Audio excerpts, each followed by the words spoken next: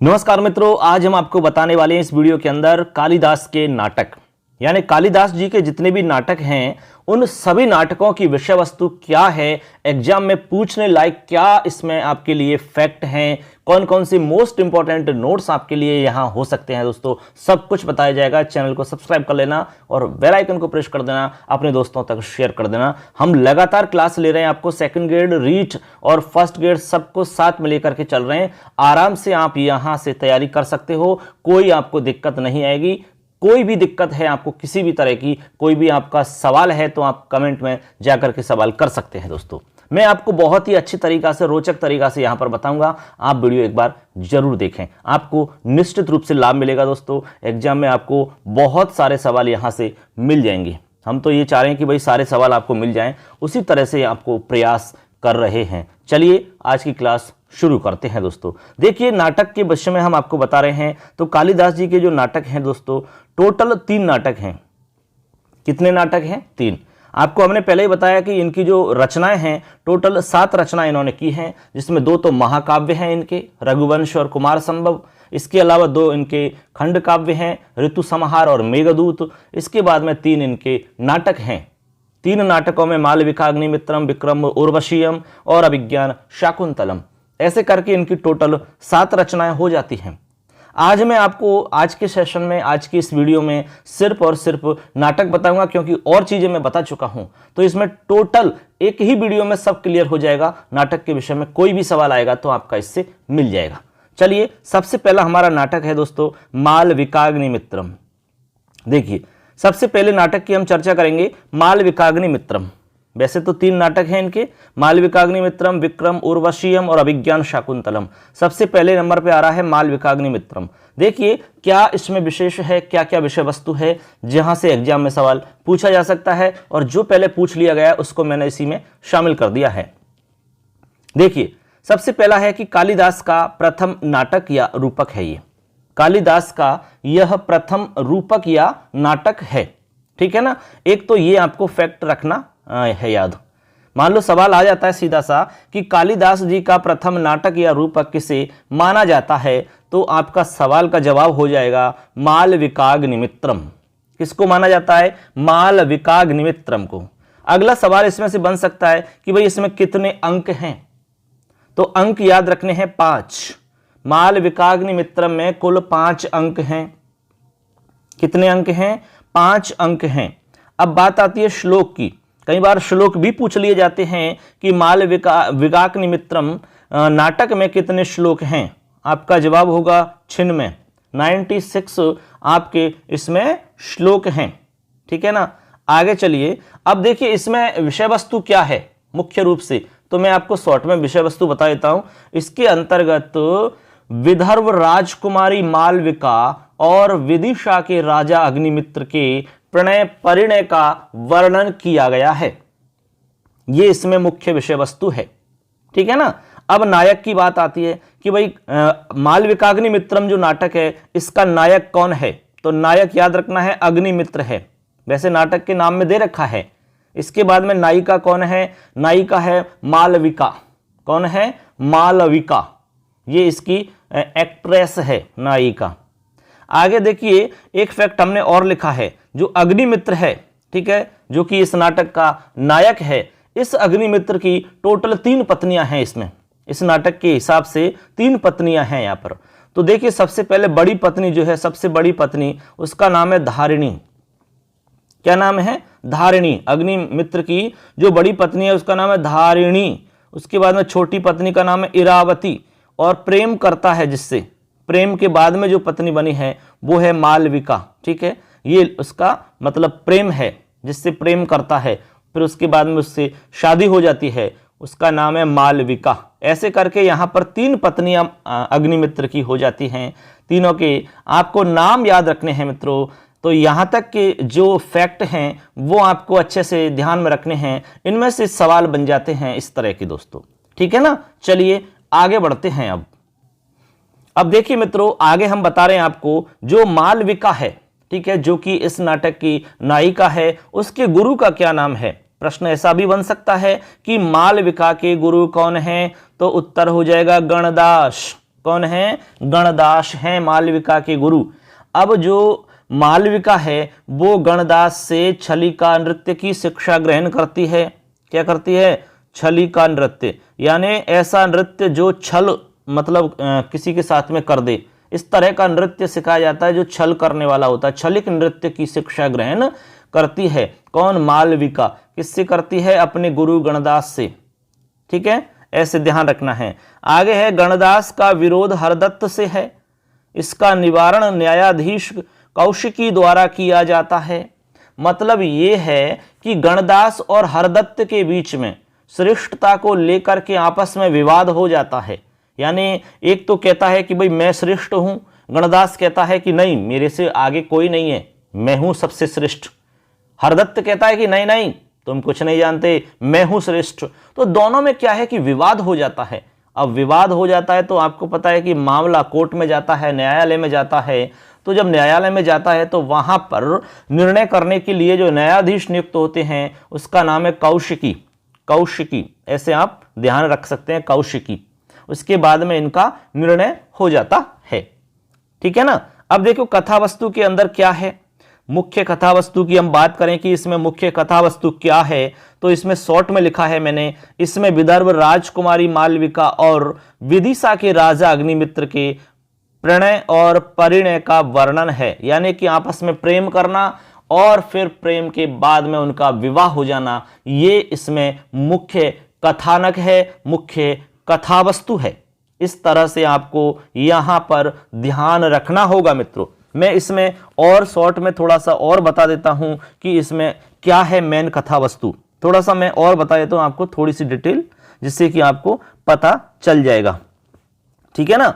देखिए इसमें एक आध चीज और है, पहले उनको समझ लेते हैं, उसके बाद में बता दूंगा मैं कथानक। तो अब इसके बाद में एक रस आपको ध्यान रखना है, रस कि इस नाटक के अंदर मुख्य रस कौन सा है, ऐसे आपको ध्यान रखना है मुख्य रस कौन सा है। तो याद रखना है श्रृंगार रस है इसमें। कौन सा रस है? श्रृंगार। और देखिए विदूषक वाला सवाल आता है आजकल एग्जाम में, विदूषक वाला, यानी कि इस नाटक में कौन सा विदूषक है, इस तरह के सवाल पूछे जाते हैं, बहुत बार पूछ लिए गए हैं।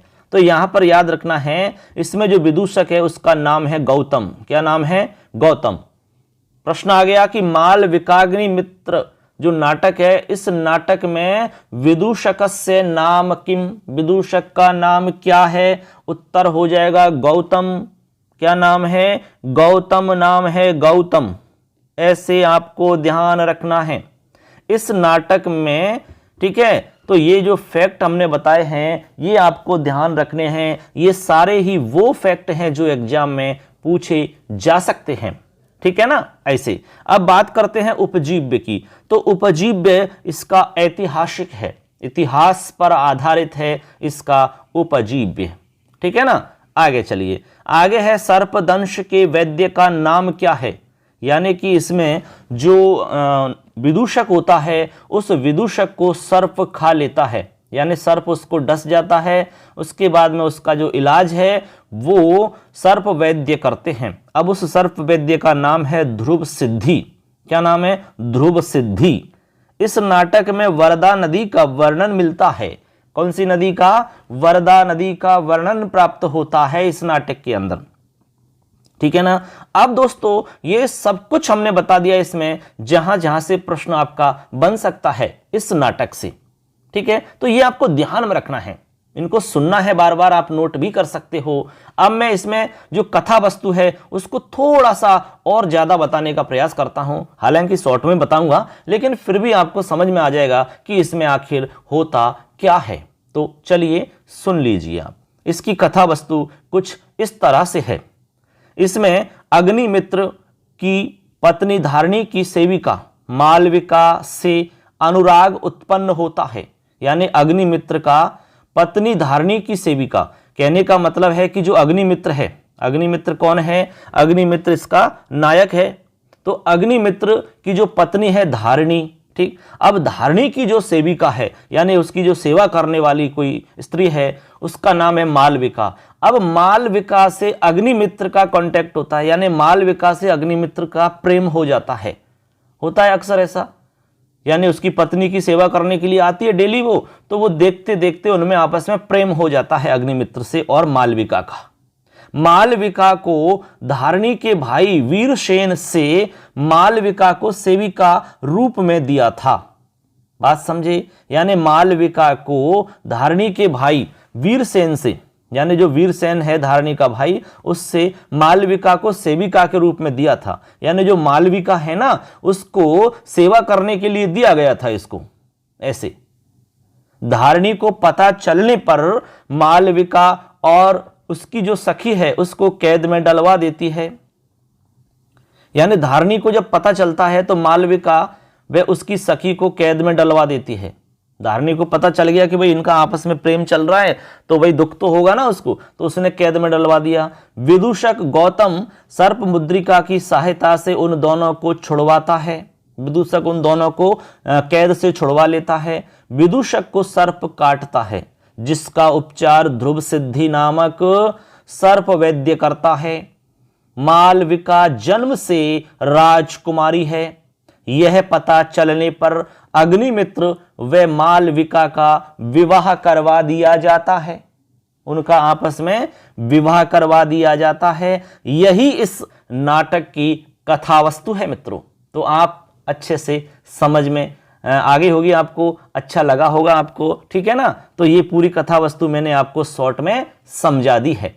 अब चलिए इसकी कुछ सूक्तियां हैं उनको भी जान लेते हैं। बस ये थोड़ा सा मैटर सूक्ति वाला और है इसमें। देखिए सूक्ति, इसमें एक दो सूक्ति मैं बता रहा हूं। सबसे पहली सूक्ति है आपकी, पुराणमित्येव न साधु सर्वम, पुराणमित्येव न साधु सर्वम। मतलब इसका ये हुआ कि सभी पुरानी वस्तुएं ठीक नहीं होती। पुराणमित्येव इत्येव न साधु सर्वम, सारी वस्तुएं ठीक नहीं होती पुरानी। एक तो ये सूक्ति ध्यान रखनी है। मान लो आ जाता है सवाल कि पुराणमित्येव न साधु सर्वम, सूक्ति किस नाटक से संबंधित है या किस नाटक की सूक्ति है, तो आपको बताना होगा मालविकाग्निमित्रम। इसके अलावा इसमें यह भी आ सकता है कि इसकी प्रमुख सूक्ति कौन सी है, इस नाटक की प्रमुख सूक्ति कौन सी है, तो यही सूक्ति है प्रमुख, पुराणमित्येव न साधु सर्वम। इसके अलावा है कातरो बाल भाव है, कातरो बाल भाव, इसका मतलब है बालक स्वभाव से क्या होते हैं, कातर होते हैं, डरपोक होते हैं स्वभाव से ही बालक, ऐसा इसका मतलब है। आगे है निसर्ग निपुणाः स्त्रियः, निसर्ग निपुणाः स्त्रियः, यानी स्त्रियां स्वभाव से चालाक होती हैं, ये इसका मतलब है। क्या होती हैं, चालाक होती हैं।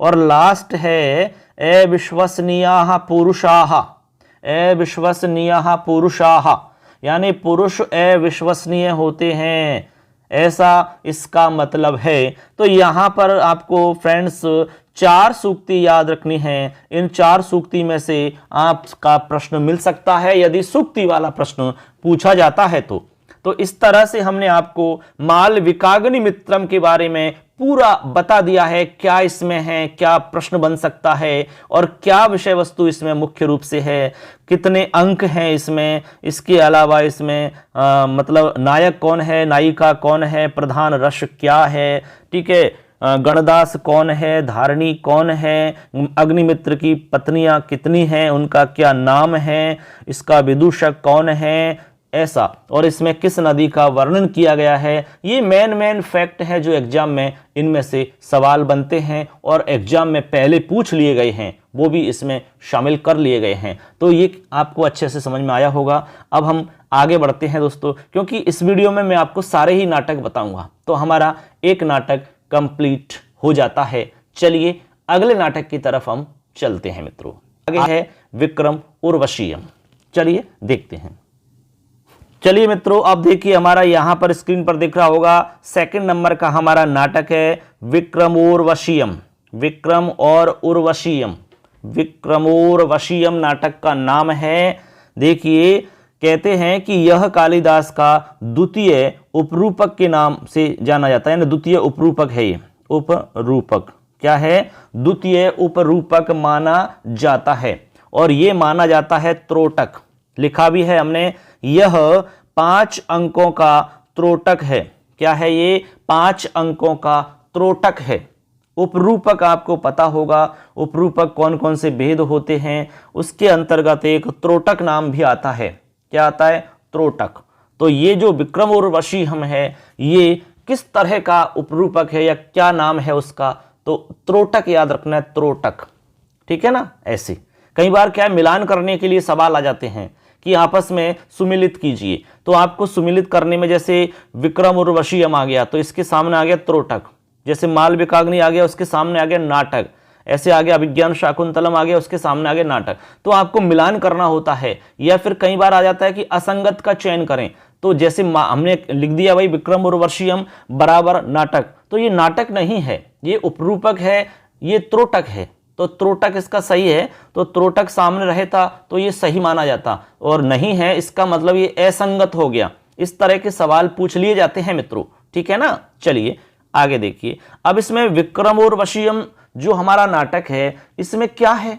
इसके अंदर पुरूरवा और उर्वशी के प्रणय परिणय का वर्णन किया गया है। ये इसमें मुख्य विषय वस्तु है। अब चलो आगे बढ़ते हैं। इसमें टोटल कितने श्लोक हैं? 165 श्लोक हैं इसके अंदर। कितने? 165 श्लोक हैं इसमें टोटल। आगे चलो, आगे बात आती है इसका नायक कौन है? विक्रम उर्वशीयम का नायक है पुरूरवा। कौन है? पुरूरवा, जो कि एक मनुष्य है। याद रखना है आपको, ये पुरूरवा ये नायक है जो कि एक मनुष्य है। नायिका कौन है? नायिका है उर्वशी। उर्वशी अप्सरा है, तो ये देवता कुल से है और पुरूरवा मनुष्य कुल से है।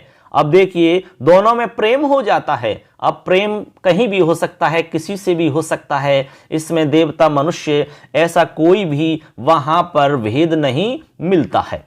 प्रेम होता है तो निश्चित रूप से होता ही है, चाहे वो कोई भी है, प्रेम हो ही जाता है। ठीक है ना? ऐसे जहां उदाहरण आप देख रहे हैं तो यहां ऐसा ही हुआ है। मनुष्य का प्रेम अप्सरा से हुआ है, देवता से हुआ है। ऐसे आगे चलिए आप देखिए। आगे यहां पर है फैक्ट के रूप में, उर्वशी की सखी का नाम क्या है? चित्रलेखा। ये मेन फैक्ट है, पूरे नाटक को पढ़ने के बाद में निष्कर्ष निकाला है इसमें से, वो मैं आपको बता रहा हूं। ठीक है? कथा वस्तु में बताऊंगा शॉर्ट में पूरा। ऐसे तो उर्वशी की सखी का नाम है चित्रलेखा। क्या नाम है? चित्रलेखा। आगे है पुरूरवा की पत्नी का नाम क्या है? पुरूरवा की जो पत्नी है उसका नाम है औशीनरी। औशीनरी पत्नी है, औशीनरी। ठीक। आगे है प्रधान रस कौन सा है? सवाल आ गया विक्रम उर्वशीयम नाटक में प्रधान रस कौन सा है? तो श्रृंगार रस है प्रधान। विदूषक का नाम क्या है? ये काफी इंपॉर्टेंट फैक्ट है विदूषक वाला, क्योंकि विदूषक वाले सवाल पूछे जाते हैं। तो इसका विदूषक है, नाम है माणवक। क्या नाम है? माणवक नाम है विदूषक का। क्या नाम है? माणवक। आपको ध्यान रखना है, माणवक विदूषक इसमें है। आगे चलिए, उपजीव्य काव्य। उपजीव्य काव्य कौन कौन से माने जाते हैं? तो उपजीव्य काव्य के रूप में माना जाता है ऋग्वेद का पुरूरवा उर्वशी संवाद। पुरूरवा उर्वशी संवाद माना जाता है। इसके अलावा शतपथ ब्राह्मण माना जाता है। इसके अलावा मत्स्य पुराण माना जाता है। ये उपजीव्य काव्य के रूप में माने जाते हैं मित्रों। ठीक है? तो आपको ध्यान रखना है, उपजीव्य काव्य के अंदर ये 3 फैक्ट हमने बताए, ऋग्वेद का पुरूरवा उर्वशी संवाद, इसके अलावा शतपथ ब्राह्मण और मत्स्य पुराण। ये 3 फैक्ट आपको यहां ध्यान रखने होते हैं। यहां वैदिक प्रेमाख्यान का कमनीय वर्णन किया गया है, बहुत ही सुंदर वर्णन किया गया है। यह ऋग्वेद के 10वें मंडल तथा शतपथ ब्राह्मण के कथानक पर आधारित है, इसीलिए ये उपजीव्य काव्य के रूप में हम इनको बता रहे हैं। ऐसे आप ध्यान में रखेंगे। ठीक। आगे देखिए, इसमें मैंने शॉर्ट में एक लाइन में लिखा है कि इस नाटक में मेन विषय वस्तु क्या है? मेन तो लिख दिया है कि इसमें पुरूरवा व उर्वशी के प्रणय और परिणय का वर्णन है। आपस में इनका प्रेम हो जाता है और बाद में इनकी शादी हो जाती है, यही इसमें वर्णन है। विदूषक हमने बता ही दिया है आपको, माणवक है। ठीक, विदूषक कौन है? माणवक विदूषक है। आपको ध्यान रखना है ना, इसमें अंक कितने हैं वो आपको हमने बता दिए, 5 अंक आपको ध्यान रखने हैं। इस तरह से आप ये ध्यान रखोगे इसमें क्या क्या मेन इसमें विषय वस्तु है। अब देखो, इसमें मैं जो पूरी विषय वस्तु है ना उसको शॉर्ट में बता रहा हूं, तो आप एक बार शॉर्ट में उसको समझ लीजिए, उससे आपको थोड़ा सा पता चल जाएगा कि इसमें आखिर क्या होता है। देखिए, सबसे पहले क्या होता है मैं आपको बता रहा हूं, अच्छे से सुन लीजिए। कथानक क्या है इसका? कैलाश पर्वत से शिव स्तुति करके स्वर्ग लौटती हुई उर्वशी को राजा पुरूरवा केशी राक्षस से बचाता है।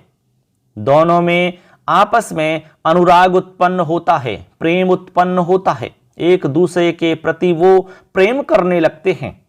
उर्वशी के द्वारा फेंका गया पत्र औशी नरी को प्राप्त व उसका क्रुद्ध होना, मतलब उर्वशी एक प्रेम पत्र फेंकती है जो कि औशी नरी कौन थी? औशी नरी उसकी पत्नी थी। कौन की? जो पुरूरवा है, नायक है इसका, उस नायक की पत्नी है, पुरूरवा की पत्नी औशी नरी। तो वो जो लेटर होता है वो औशी नरी को प्राप्त हो जाता है, वो बहुत ज्यादा क्रोधित हो जाती है। राजा द्वारा औशी नरी को शांत कराया जाता है। स्वर्ग में भरत मुनि के नाटक में लक्ष्मी का अभिनय करते हुए पुरुषोत्तम के स्थान पर पुरूरवा कहना, यानी उसने पुरूरवा कह दिया। मुनि द्वारा शाप देना, फिर मुनि का श्राप लगता है। क्या श्राप है? पुत्र दर्शन पर्यंत पृथ्वी लोक या मृत्यु लोक वास या निवास करना है आपको। जब तक पुत्र दर्शन नहीं हो जाए तब तक आपको इस पृथ्वी लोक या मृत्यु लोक पर निवास करना होगा। इंद्र के अनुग्रह पर शाप की अवधि पुरूरवा के प्रथम दर्शन पर्यंत कर दी जाती है। दोनों का मिलन लेकिन एक दिन क्रुद्ध उर्वशी, यानी दोनों का मिलन हो जाता है, लेकिन उसके बाद में एक दिन क्रुद्ध उर्वशी का स्त्री निषिद्ध कुमार वन में प्रवेश करना होता है। वो स्त्री निषिद्ध कुमार वन में प्रवेश कर जाती है। कार्तिक के आश्रम में उर्वशी का लता बन जाना, अब वो शाप बस लता बन जाती है। राजा द्वारा मरने को तैयार हो जाना, आकाशवाणी द्वारा उसको रोक लिया जाता है। संगमणीय मणि द्वारा उर्वशी की प्राप्ति हो जाती है। जैसे ही उस मणि से उसका संपर्क होता है पुनः वो उर्वशी के रूप में प्राप्त हो जाती है। संगमणीय मणि को गृद्ध द्वारा ले जाना, यानी गृद्ध ले जाता है उसको। उर्वशी पुत्र द्वारा गृद्ध को मारना, फिर जो गिद्ध होता है वो उर्वशी का पुत्र उसको मारता है। च्यवन ऋषि आश्रम में छुपे हुए उर्वशी पुत्र आयुष का पता चलना होता है, यानी कि जो उसका पुत्र होता है उर्वशी का आयुष वो छुपा रहता है। कहां पर? च्यवन ऋषि के आश्रम में, उसका पता चल जाता है। शाप की समाप्ति हो जाती है। इंद्र की सहायता करने पर उर्वशी का हमेशा के लिए धरती लोक पर निवास करना होता है। इस तरह वो हमेशा के लिए पत्नी पत्नी यानी पति पत्नी के रूप में पृथ्वी लोक पर रहने के लिए मतलब वो योग्य हो जाते हैं, क्योंकि उनको ऐसा आशीर्वाद प्राप्त हो जाता है। ऐसा आपको समझना है। तो इस तरह से मित्रों मैंने पूरी कथा वस्तु यहाँ पर आपको समझा दी है। तो इसमें आप समझ गए होंगे क्या कथा वस्तु है, इसमें कौन पात्र क्या है, वो मैंने सारा बता दिया है आपको। ठीक है, ऐसे चलें आगे। अब चलिए सूक्ति बता रहा हूं मैं, और सूक्ति के साथ ही हमारा ये नाटक भी कंप्लीट हो जाएगा।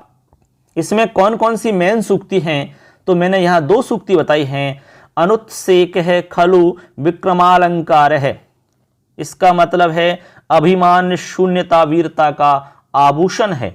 अभिमान शून्यता वीरता का आभूषण है। आगे है अति स्नेह है खलु कार्यदर्शी, अति स्नेह है खलु कार्यदर्शी, इसका मतलब है अत्यधिक प्रेम अनेक कार्य करवाने वाला होता है। जो बहुत ज्यादा स्नेह होता है वो अनेक कार्य करवाने वाला होता है, अनेक कार्य करने पड़ते हैं उसमें। ऐसे तो हमारी 2 सूक्ति हैं, ये दोनों आपको याद रखनी है।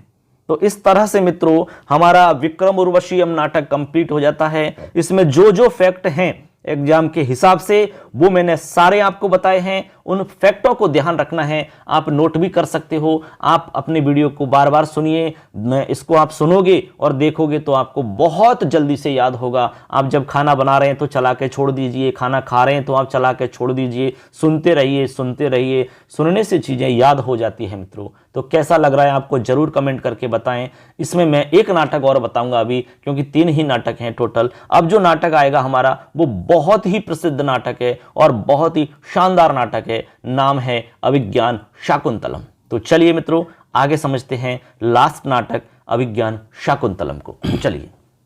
चलिए मित्रों अगला हमारा नाटक है अभिज्ञान शाकुंतलम। स्क्रीन पर दिख रहा होगा आपको। अभिज्ञान शाकुंतलम नाटक को हम समझते हैं, पढ़ते हैं। देखिए इसमें क्या क्या विशेष है एग्जाम के हिसाब से, वो ही हम आपको बताएंगे। वैसे आप लोगों ने पढ़ रखा होगा, लेकिन फिर भी आपको बहुत कुछ इसमें नया मिलने वाला है। चलिए देखते हैं। सबसे पहली लाइन यहां देखिए, लिखा है हमने इसमें कालिदास का अंतिम नाटक या रूपक। ठीक है, अंतिम नाटक या रूपक वे अंतिम सर्वश्रेष्ठ रचना है जिसे कालिदास का सर्वस्व कहा गया है। यानी कालिदास का यह अंतिम नाटक है या फिर रूपक कह सकते हैं, और अंतिम सर्वश्रेष्ठ रचना है ऐसा भी कह सकते हैं। कालिदास का सर्वस्व कहा गया इसको। मान लो कहा कि कालिदास का सर्वस्व किस रचना को कहते हैं या किसे कहा गया है, तो अभिज्ञान शाकुंतलम है। अभिज्ञान शाकुंतलम को कहा गया है, अभिज्ञान शाकुंतलम को कालिदास का सर्वस्व ऐसा कहा गया है। इसके अलावा अंतिम सर्वश्रेष्ठ नाटक या रचना कहा गया है इसको, या अंतिम नाटक या रूपक किसे कहते हैं, तो अभिज्ञान शाकुंतलम को कहते हैं। किसी भी तरह से कुछ भी पूछा जाए तो आपको इस लाइन से उत्तर मिल जाएगा। आगे चलिए, आगे प्रश्न आता है। यह प्रश्न पूछा गया है कि अभिज्ञान शाकुंतलम में कुल कितने अंक हैं, तो आपको ध्यान रखने 7 अंक हैं टोटल। अंक वाले सवाल कई बार मिलान करने के लिए आ जाते हैं। जैसे आपको मिलान करना है 1, 2, 3 और 4। जैसे मान लो कि कोई नाटक आ गया, उसके सामने अंक आ गए, ठीक है, और उन्होंने गलत दे दिए, आपको उसमें मिलान करना होता है ऐसे। ठीक है, कोई नाटक इससे मिलेगा ऐसे, तो मिलान करने वाले सवाल आ जाते हैं आजकल। तो आपको सारे ही सही पता होगा तभी आप कर सकते हो। इसके अलावा सवाल पूछ लेते हैं कि असंगत का चयन करो। असंगत, जैसे आ गया अभिज्ञान शाकुंतलम बराबर 5 अंक, तो असंगत हो गया, ये तो गलत है ना। तो ऐसे आपको असंगत का चयन करना है। कई बार होता है कि सही का चयन करें तो सारे ही गलत होते हैं, एक सही होता है, 3 गलत 1 सही, तो आपको सही वाले का चयन करना होता है। इस तरह से प्रश्न किसी भी रूप में पूछे जा सकते हैं। इसीलिए तो मैं आपको बता रहा हूं भाई यहां साथ साथ में कि प्रश्न कैसे आ सकते हैं, क्योंकि जो हमारे पास अनुभव है वो मैं आप तक शेयर कर रहा हूं। अब आप इसको कितना अच्छे से आत्मसात करते हो, व्यवहार में उतारते हो, कितना अच्छे से मन से पढ़ाई करके सुनते हो, वो आपके ऊपर निर्भर करता है। आगे चलिए, अब बात आती है जैसे हमारे 7 अंक हैं टोटल इसमें, तो 7 अंकों का नाम भी है। नाम वाला सवाल भी एग्जाम में पूछा गया है। नाम, तो नाम आपको ध्यान रखने, 7 अंकों के नाम इस तरह से हैं। पहला अंक है आश्रम प्रवेश, दूसरे का नाम है आश्रम निवेश, तीसरा है मिलन, चौथा अंक है विदाई के नाम से, और 5वां है प्रत्याख्यान, 6वां है पश्चाताप, 7वां है पुनर्मिलन। ये 7 अंकों के 7 नाम हो जाते हैं। तो ऐसे आपको ध्यान रखना है नाम, ठीक है ना, ऐसे। अब बात देखिए, एक बार थोड़ा सा मैं और बता देता हूं आपको नाम को लेकर के। जैसे अभिज्ञान शाकुंतलम नाम है इसका, तो ये नाम किस तरह से बनता है।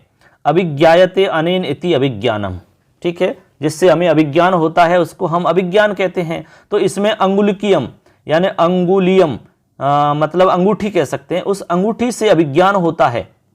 तो इसीलिए तो कहा है कि अभिज्ञायते अनेन इति अभिज्ञानम, जिसके द्वारा अभिज्ञान होता है, जानकारी मिलती है, पता चलता है, इस तरह का जो होता है उसको कहते हैं अभिज्ञानम। शकुंतलायाः इदम इति शाकुंतलम, शकुंतलायाः इदम, तो उसको कहेंगे शाकुंतलम। फिर है अभिज्ञान प्रधानम शाकुंतलम, तो उसको हो जाएगा मतलब अभिज्ञान शाकुंतलम, अभिज्ञान प्रधानम शाकुंतलम इति अभिज्ञान शाकुंतलम। इस तरह से ये नाटक का नामकरण होता है। ऐसे अर्थ आप समझ सकते हैं इसमें, ठीक है ना, ऐसे। और देखो आपको इसमें एक लाइन में बता देता हूं कि इसमें क्या है।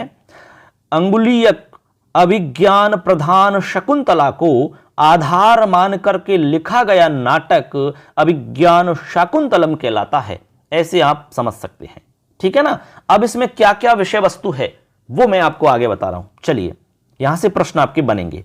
सबसे पहला सवाल, नायक कौन है? अभिज्ञान शाकुंतलम का नायक कौन है? उत्तर याद रखना है, हस्तिनापुर राजा दुष्यंत। तो नायक है दुष्यंत, ये मेन एक्टर है इसका। आगे आता है नायिका, तो नायिका कौन है? शकुंतला। नायक और नायिका हो गए दुष्यंत व शकुंतला। इसमें प्रधान रस कौन सा है? रस। रस के सवाल बहुत आ रहे हैं आजकल, तो इसका है श्रृंगार रस। वैसे तो कथा वस्तु से अंदाजा लग जाता है। ठीक है। आगे है रीति, तो रीति है इसमें वैधर्वी रीति। गुण की बात करें तो गुण है माधुर्य, प्रसाद और ओज। 3 गुणों का इसमें आपको समन्वय मिलेगा। इसके बाद में प्रमुख छंद की बात करें तो आर्या छंद मिलेगा। कौन सा? आर्या छंद। विदूषक का नाम क्या है? तो उत्तर याद रखना है, माधव्य या माधव्य। ऐसा सवाल एग्जाम में आया है, सेकंड ग्रेड में पूछा गया है। ये अभिज्ञान शाकुंतलम का विदूषक तो क्या नाम है? माधव्य या माधव्य। ये विदूषक का नाम है। ऐसे आप ध्यान रखेंगे ये सब। ठीक है ना। चलिए आगे बढ़ते हैं। अब देखो आगे मैं आपको बता रहा हूं उपजीव्य। ठीक है। उपजीव्य काव्य कौन सा है तो उसके बारे में आपको यहां याद रखना है। उपजीव्य में शकुंतलोपाख्यान आदि पर्व के अंदर जो उपाख्यान दिया गया है ये इसका उपजीव्य है। इसके अलावा पद्म पुराण जो है वो भी उपजीव्य माना जाता है। पद्म पुराण भी उपजीव्य माना जाता है। ऐसे आप ध्यान रखेंगे यहां पर। ठीक है ना मित्रों। आगे चलिए, आगे बढ़ते हैं। हम विषय वस्तु को आगे बढ़ाते हुए आपको बता रहे हैं। यहां देखिए, शाकुंतलम के प्रारंभ में ग्रीष्म ऋतु का वर्णन है। ऐसे सवाल आ सकते हैं, तो पूरे नाटक को पढ़ने के बाद में जो मोस्ट हमें लगे वो मैं आपके सामने यहां पर रख रहा हूं उन फैक्टों को। शकुंतला या शाकुंतलम जो नाटक है उसके अंदर सबसे पहले किस ऋतु का वर्णन हो रहा है? ग्रीष्म ऋतु का वर्णन हो रहा है स्टार्टिंग में। अब देखो इसमें शकुंतला की माता कौन है, ये भी एक फैक्ट ध्यान रखने लायक है, मेनका, जबकि मेनका एक अप्सरा है। शकुंतला के पिता कौन है? विश्वामित्र। ठीक। और पालित या पालक पिता किसे कहते हैं? कण्व ऋषि को, क्योंकि कण्व ऋषि ने इसका पालन पोषण किया है शकुंतला का, इसलिए इसको पोषित पुत्री भी कहा जाता है। शकुंतला को पोषित पुत्री भी कहा जाता है क्योंकि पालन पोषण कण्व ऋषि के द्वारा किया है शकुंतला का। हालांकि जन्म देने वाले माता पिता मेनका और विश्वामित्र हैं, लेकिन पालन करने वाला जो पिता है वो है कण्व ऋषि। कण्व ऋषि ही इसकी शादी करते हैं और वही इसको विदा करते हैं। ठीक है ना, दुष्यंत के घर। ऐसे तो आपको ये ध्यान रखने हैं। इसके अलावा और भी फैक्ट हैं, उनको भी देखते हैं। चलिए आगे बढ़ते हैं। आगे बता रहे हैं कि कण्व का आश्रम, यानी जो कण्व ऋषि हैं उनका जो आश्रम है वो कहां पर है? तो उत्तर याद रखना है, मालिनी नदी के तट पर आश्रम बना हुआ है उनका। उनका जो आश्रम है वो मालिनी या मालती नदी भी कई बार नाम आता है उसका, तो मालिनी या मालती नदी के तट पर उनका आश्रम है। इसके बाद में धर्म भगनी या वृद्धा तापसी कौन है इस नाटक के अंदर? धर्म भगनी और वृद्धा तापसी के रूप में। ठीक है, बताइए कौन सा पात्र है? नाम है गौतमी। ठीक है, गौतमी ये उसी में रहती है आश्रम के अंदर ही। ठीक है, ये सब उसको धर्म भगनी मानते हैं और सबसे ज्यादा वृद्ध तापसी है वो। ठीक है ना, ऐसे आपको ध्यान रखना है गौतमी। आगे है कण्व के शिष्य। जो कण्व ऋषि हैं उसके कौन कौन शिष्य थे, यानी कितने शिष्य थे? तो देखो शिष्यों का नाम है सारंगरव, शारद्वत, गौतम, वैखानस, हारित। ये 5 शिष्य हैं उसके। कितने हैं? 5 शिष्य। आगे सुनो, शकुंतला की अंगूठी शची तीर्थ में गिरती है जो कि धीवर को प्राप्त होती है, यानी वो स्नान करने जाती है वहां पर शची तीर्थ में। शक्रावतार तीर्थ भी कहते हैं उसको, शक्रावतार तीर्थ भी नाम इसका मिलता है। तो शकुंतला की अंगुलीयक या अंगूठी शची तीर्थ में स्नान करते हुए वहां पर गिर जाती है, जो कि जो मीन पालक धीवर है, मछली पकड़ने वाला, उसको प्राप्त हो जाती है। ठीक है ना। आगे आपको पता ही है कि फिर क्या होता है, उसको पकड़ लिया जाता है, उसको राजा के सामने पेश किया जाता है, फिर वो अंगूठी उसको मिलती है, अंगूठी को देख करके राजा को सब कुछ याद आ जाता है। फिर आगे की कहानी क्या है वो आप सब जानते होंगे। ठीक है ना। चलिए आगे देखिए, शकुंतला की सखियां कौन कौन सी हैं, उनका क्या नाम है। तो नाम याद रखना है, अनसुईया और प्रियंवदा। ऐसा सवाल आया एक, आप सोच रहे हैं सर ऐसे ही करें, नहीं, बिल्कुल फैक्ट बता रहा हूं मैं बिल्कुल सही बातें बता रहा हूं यहां पर, क्योंकि मैं वही बातें बता रहा हूं जो मैंने अनुभव किया है, क्योंकि मैं सारी एग्जाम्स दे के और मैं सेलेक्ट हुआ हूं, तो मैंने ये अनुभव जो प्राप्त किया है वही तो मैं आपको शेयर करूंगा। मैं झूठी बात नहीं बताता यहां पर, ठीक है, प्रैक्टिकली बात बताता हूं ऐसे। तो आगे सुनो, शकुंतला की धर्म भगनी बताइए कौन थी, वनज्योत्सना। याद रखना है, शकुंतला की धर्म भगनी कौन है, तो वनज्योत्सना याद रखना है। आगे है शकुंतला का पुत्र भी सवाल आया हुआ है, सर्वदमन। शकुंतला के पुत्र का नाम है सर्वदमन। उस सर्वदमन को मारीच सर्वदमन के अपराजिता नामक औषधि बांधते हैं, उसकी भुजा पर एक औषधि बांधते हैं जिसका नाम है अपराजिता नामक औषधि, उसको उसकी भुजा पर बांध देते हैं। ठीक है ना।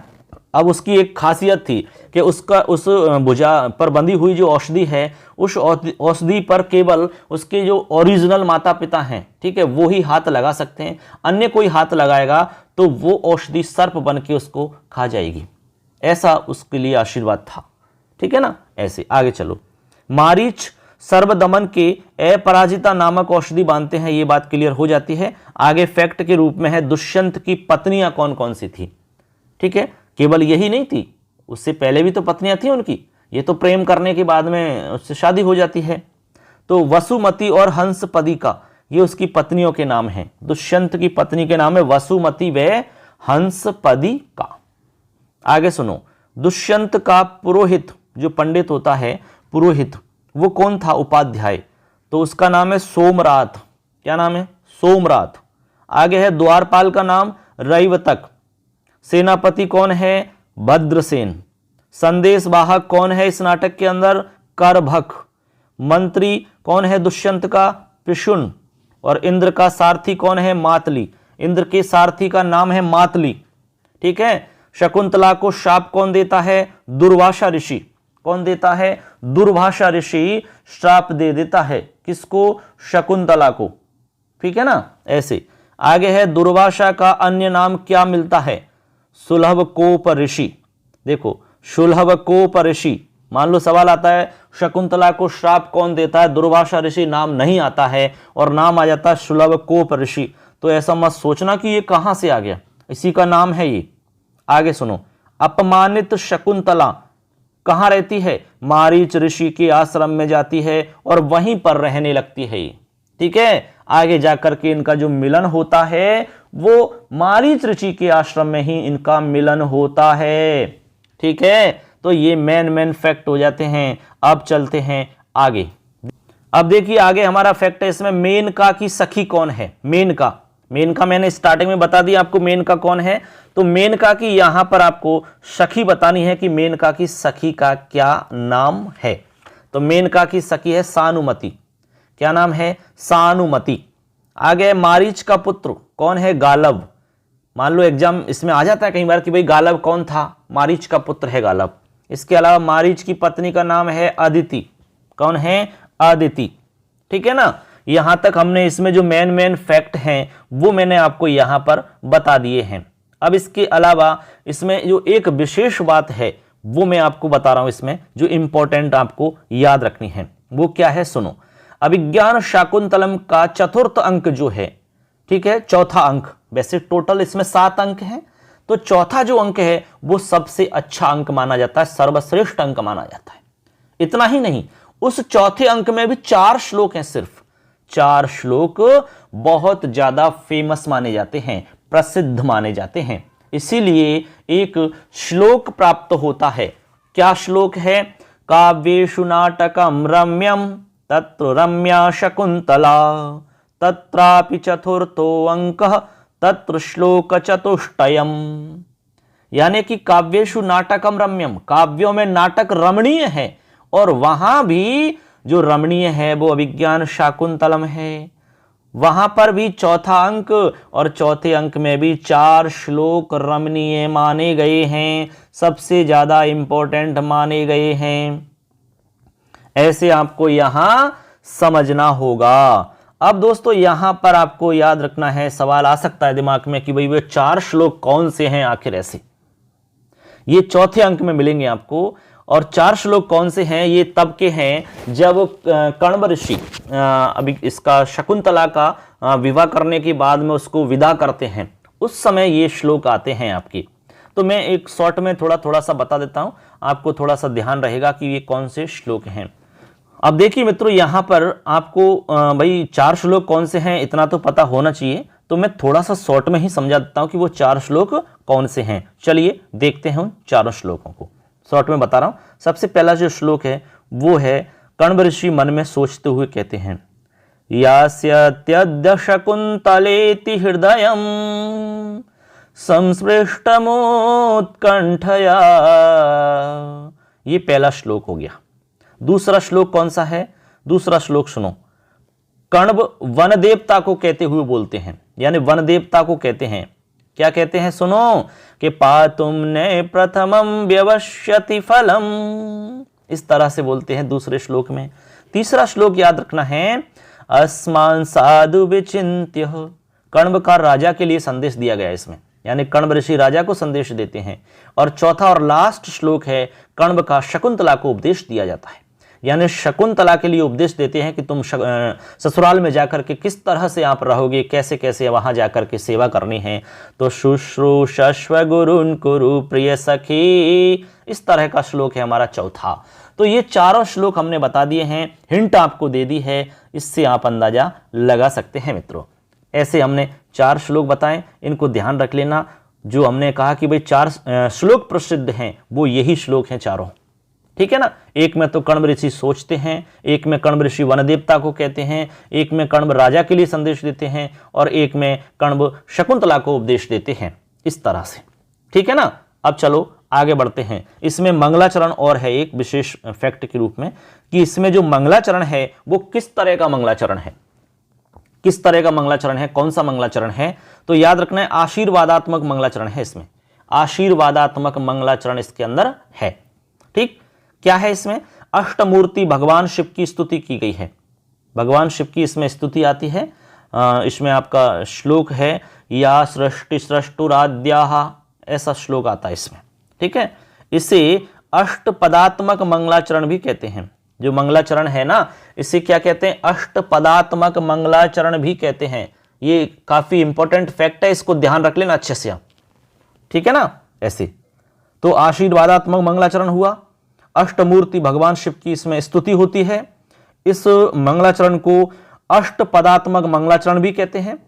आगे, शाकुंतलम में वैदिक छंद त्रिष्टुप का प्रयोग किया गया है, यानी वैदिक छंद, किस वैदिक छंद का प्रयोग किया है, तो आपको बताना है त्रिष्टुप, ठीक है। ऐसे करके हमने यहां पर आपको सारा कुछ बता दिया है। अब मैं एक बार यहां पर आपको शॉर्ट में इसकी जो विषय वस्तु है उसको मैं आपको समझा देता हूं अंक वाइज, ठीक है। शॉर्ट में बताऊंगा, लगभग 5 मिनट आपके लूंगा, मैं ज्यादा नहीं लूंगा, 5 मिनट में ही आपको बता दूंगा मैं इसमें विषय वस्तु क्या है। एक एक अंक के हिसाब से मैं आपको थोड़ा सा समझा देता हूं, जिससे कि आपको थोड़ा अंदाजा लग जाएगा कि इसमें कौन सी विषय वस्तु है। चलिए सुनिए, विषय वस्तु में आपको बता रहा हूं। सबसे पहला हमारा 1 अंक है, पहले अंक में क्या विषय वस्तु है सुनिए। इसमें है, देखिए, मृग का पीछा करते हुए राजा दुष्यंत कण्व ऋषि के आश्रम में प्रवेश करके शकुंतला को देखते हैं, भ्रमर से शकुंतला की रक्षा करते हैं। राजा शकुंतला पर अनुरक्त हो जाता है, उससे प्रेम करने लगता है। शकुंतला का परिचय प्राप्त होता है कि वह विश्वामित्र और मेनका की पुत्री है तथा कण्व ऋषि द्वारा पालित या पोषित है। शकुंतला राजा के गुणों पर मुग्ध हो जाती है। कुल मिलाकर के दोनों आपस में प्रेम करने लग जाते हैं। ये हमारा पहला अंक पूरा हो जाता है। अंक नंबर 2, दूसरे अंक में राजा शकुंतला पर अपने प्रेम की सूचना विदूषक को भेजते हैं, यानी कि बताता है राजा शकुंतला पर जो प्रेम करता है या अनुराग करता है, ठीक है, उस पर लट्टू होता है, इसकी सूचना राजा विदूषक को देता है, यानी विदूषक को ये बात पता चल जाती है कि ये एक दूसरे से प्रेम करने लगते हैं। इसके बाद में 3 नंबर अंक में चलते हैं। 3 नंबर में क्या होता है, शकुंतला दुष्यंत के प्रति आसक्ति के कारण बीमार हो जाती है। इतना ज्यादा प्रेम करती है कि उससे दूर होकर के बीमार हो जाती है। वह एक प्रेम पत्र लिखती है, शकुंतला एक लेटर लिखती है, लव लेटर।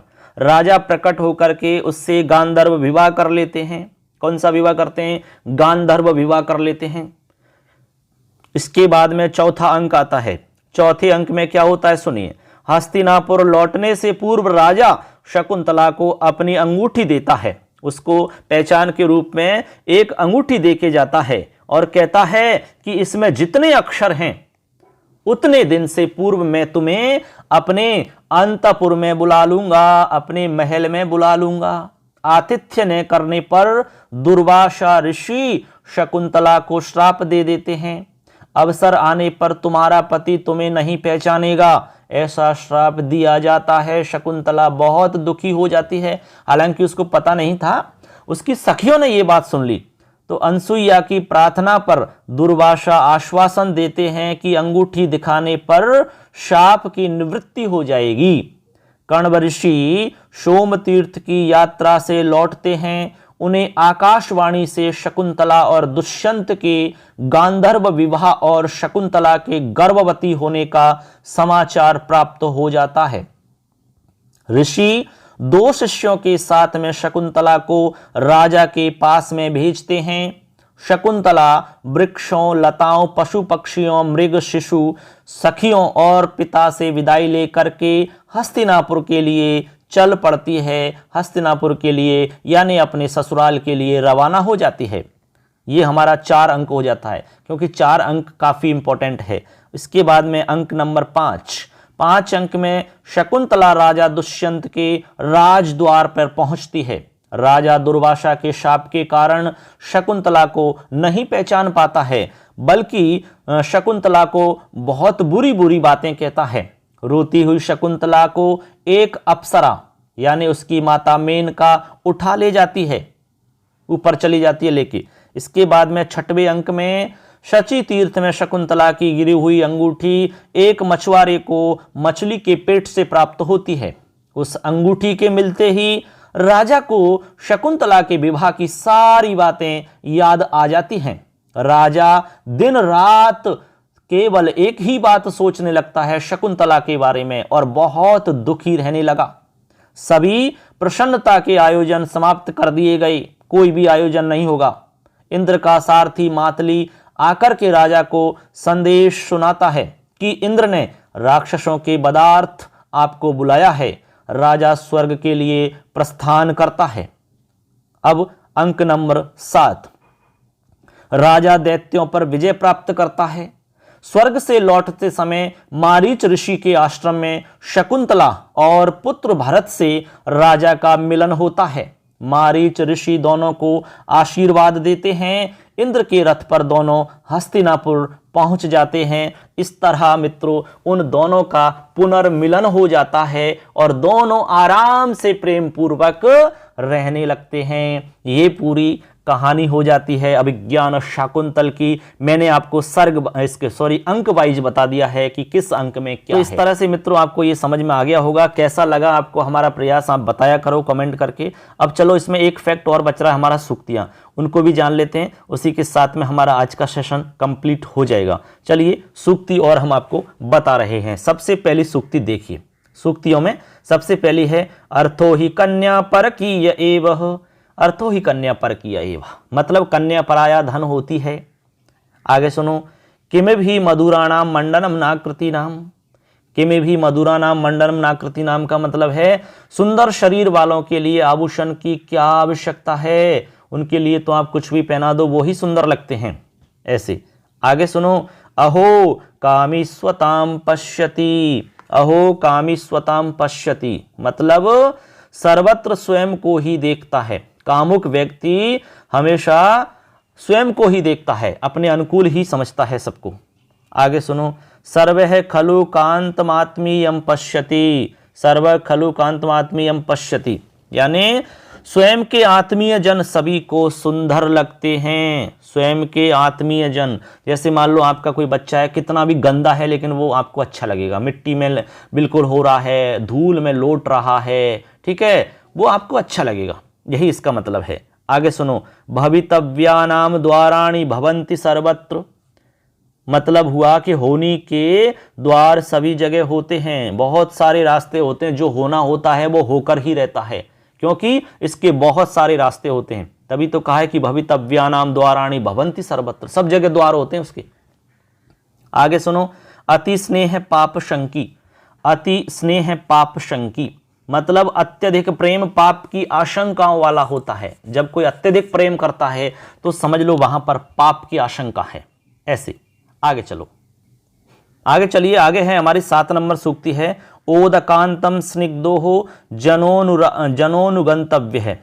ठीक है, इसका क्या मतलब है? इसका मतलब है कि जल वाले स्थान तक अपने प्रियजन के साथ जाना चाहिए। जैसे मान लो अपन किसी मेहमान को छोड़ने जाते हैं तो ऐसा पहले होता था कि जहां ओदकांत जल यानी जल वाला स्थान है, जहां पर पानी भरा हुआ है, उस स्थान तक छोड़ने के लिए हम जाते थे। तालाब, नदी या कुछ भी हो सकता है। ऐसे आगे है, उत्सव प्रिया खलु मनुष्याः, मनुष्य उत्सव प्रिय होते हैं, मनुष्य उत्सव प्रिय होते हैं, ऐसा इसका मतलब है।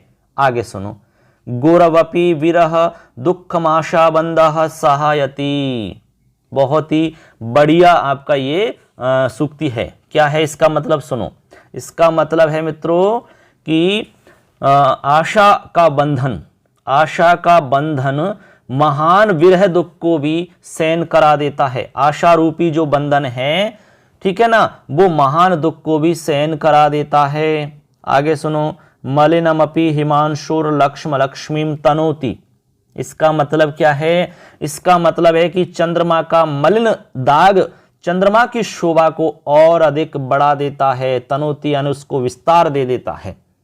ठीक, आगे सुनो, आगे है सूक्ति, गुणवते कन्यका प्रतिपादनीय, ये सब अभिज्ञान शाकुंतलम की सूक्तियां हैं। इसका मतलब क्या हुआ? इसका मतलब है गुणवान व्यक्ति को ही कन्या देनी चाहिए, जो गुणवान होता है ना उसी को कन्या को देना चाहिए। आगे सुनो, ए वर्णनीयम खलु पर कलत्रम, मतलब पराई स्त्री को नहीं देखना चाहिए, ऐसा। आगे सुनो, अनार्य खलु परदार व्यवहार, यानी पराई स्त्री के बारे में बातचीत करना ठीक नहीं है। आगे सुनो, भवितव्यता खलु बलवती, भवितव्यता खलु बलवती यानी होनहार बलवती होती है, जो होना होता है वो होकर ही रहता है। आगे सुनो, सेकंड लास्ट, कष्टम खलवनपत्या, मतलब निसंतानता बहुत ही कष्टप्रद है, जो निसंतानता होती है बहुत कष्ट देने वाली होती है। और लास्ट है हमारी सूक्ति, अनतिक्रमणीयानि श्रेयांशी, मंगल युक्त वस्तुओं का अतिक्रमण नहीं करना चाहिए। इस तरह हमारी सारी सूक्तियां दोस्तों हो जाती हैं और इसी के साथ में हमारा जो नाटक वाला सेशन था वो कंप्लीट हो जाता है। हमने इसमें 3 नाटक आपको बताए हैं कालिदास जी के, आपको बता दिया विक्रम उर्वशीयम, मालविकाग्निमित्रम और अभिज्ञान शाकुंतलम। तीनों नाटक हमने बहुत ही रोचक तरीका से बताने की हमने पूरी कोशिश की है और उम्मीद करते हैं कि आपको अच्छे से समझ में आया होगा। निश्चित रूप से आपको लाभ मिलेगा। ऐसे ही क्लासेस से आप लगातार जुड़ते रहना, क्योंकि हम लगातार क्लासेज आपको उपलब्ध करवा रहे हैं। साहित्य और ग्रामर की क्लासेज हम दे रहे हैं, 2nd ग्रेड, रीट और 1st ग्रेड, सबके लिए क्लासेज आपको मिल रही हैं। तो निश्चित रूप से आपको लाभ मिलेगा। इसी उम्मीद के साथ में हम आपको धन्यवाद देते हैं। सबको अच्छे से आपने सुना है, धैर्यपूर्वक अपने दोस्तों को शेयर करना और चैनल को सब्सक्राइब करना नहीं भूलें। जरूर चैनल को सब्सक्राइब करना है। हमारा मोबाइल एप्लीकेशन है मिशन संस्कृत ज्ञान, प्ले स्टोर से जाकर डाउनलोड करके आप क्लास उसमें ज्वाइन कर सकते हो दोस्तों। तो कैसा लगा जरूर कमेंट करके बताना और एक लाइक तो बनता है। ठीक है दोस्तों, मिलेंगे अगली क्लास में, तब तक के लिए।